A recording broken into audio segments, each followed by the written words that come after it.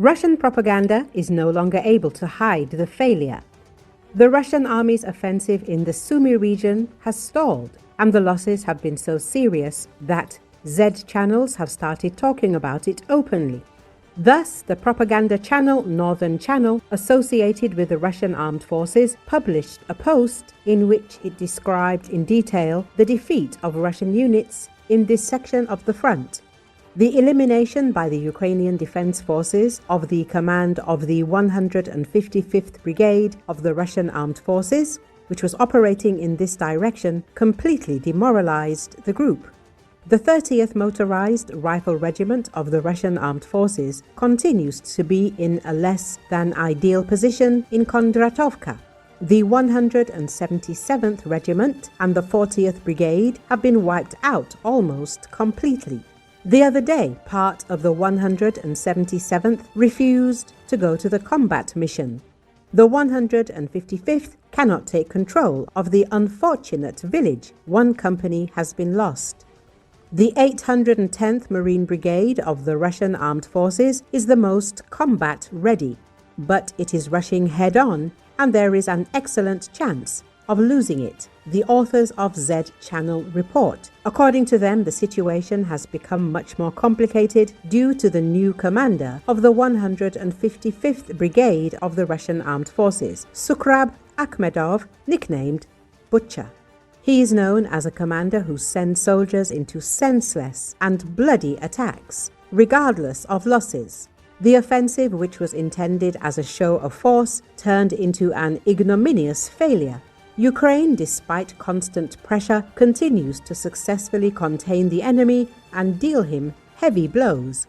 Like many Ukrainian cities, Sumy has been scarred by war. It saw heavy fighting early in the full-scale invasion and has, in the last year, become a frequent target of Russian drones, missiles, and guided bombs. Now, Ukraine's top general, Alexander Syrsky, says at least 50,000 Russian troops have massed on the other side of the border, though Ukraine has so far managed to thwart them. The region of Sumy borders Russia's Kursk region. Last summer, Ukraine launched a surprise incursion into Kursk. The operation was intended to distract Russia and pull Russian troops from vulnerable sections of the eastern front line. As Russian troops slowly clawed back most of Kursk, attacks on Sumy and its regional capital, Sumy city, increased.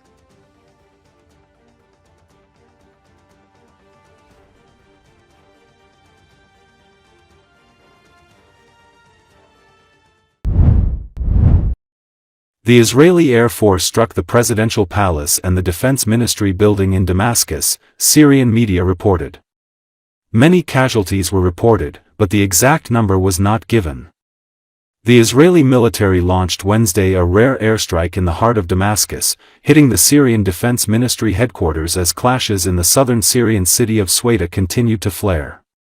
According to Associated Press, Israel's attack came hours after a drone strike on the same building. Syrian state media reported a number of casualties, without giving further details. As clashes have raged for days in the southern Syrian city of Sweda between government forces and Druze armed groups, Israel has launched a series of strikes targeting government troops and convoys, which it says are in support of the religious minority group, and has vowed to escalate its involvement. It has also beefed up its forces along its border with Syria. Israeli Defense Minister Israel Katz said after the airstrike in a post on X that the painful blows have begun.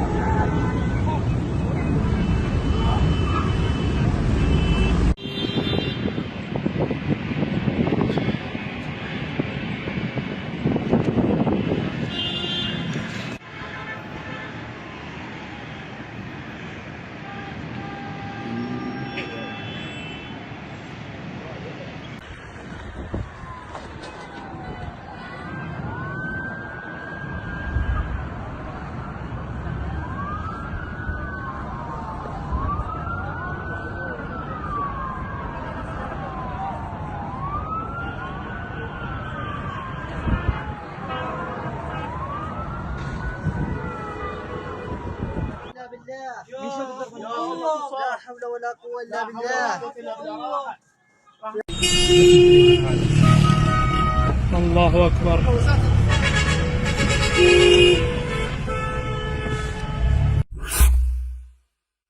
Hundreds of members of the Druze community in the Israeli-controlled Golan Heights and Druze villages in northern Israel gathered along the border fence with Syria, trying to enter the country as clashes between government forces and Syria's Druze factions intensify.